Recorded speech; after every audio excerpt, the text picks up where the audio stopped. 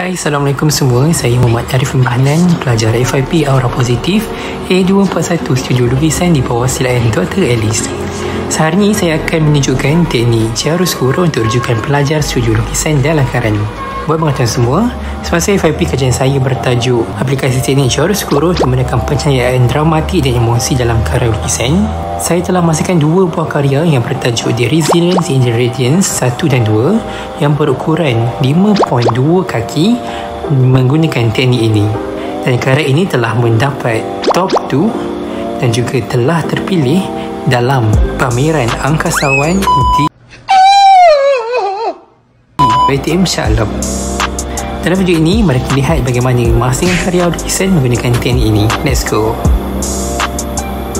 Baiklah, dalam video ini saya menggunakan serbuk cakun untuk saya buat first layer pada permukaan kertas. Hal ini sebab saya nak dapatkan tone gelap untuk kita bina cahaya pada permukaan itu nanti. Saya gunakan jari untuk saya gosok. Anda juga boleh gunakan jari ataupun guna tisu jika anda ingin menggosok.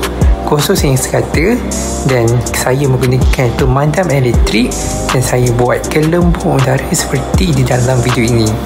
Anda boleh ikut pada kesesuaian gambar anda. Dalam video ini, jika anda dapat lihat, saya buat pemadam itu betul-betul light saja. Saya tak tekan sangat. Okey, saya bina daripada sederhana cerah sehingga yang paling cerah. Kita kena banyak layer by layer untuk kita dapatkan tone yang realistik. Selepas kita dah buat layer by layer, akhir sekali kita terangkan dengan menggunakan white charcoal.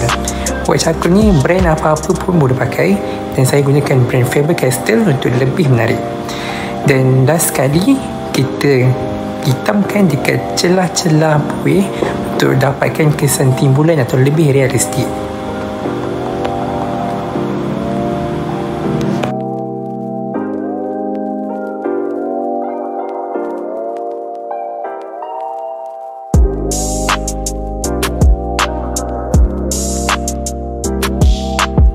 Baiklah, sekarang saya akan tunjukkan cara buat permukaan plastik yang sangat mudah. Ini saya gunakan cara yang sama, menggunakan sederhana cerah sehinggalah saya bermain dengan layer by layer menjadi yang paling cerah. Dan bagaimana awak dapat lihat ini adalah cara yang saya lakukan, tetapi ini adalah cara yang paling mudah untuk awak mudah ikut.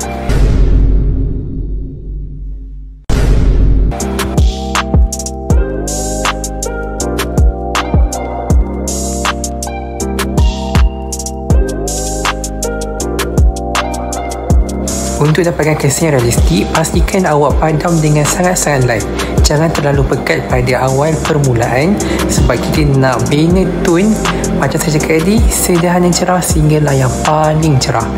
Dan saya menggunakan pemadam elektrik untuk kita bina tone yang sederhana cerah dan semakin lama semakin cerah.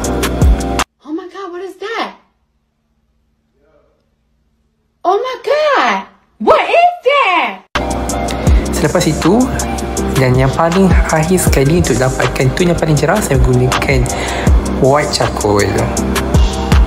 Dan jangan lupa kita kena selitkan warna-warna hitam sebagai bayang.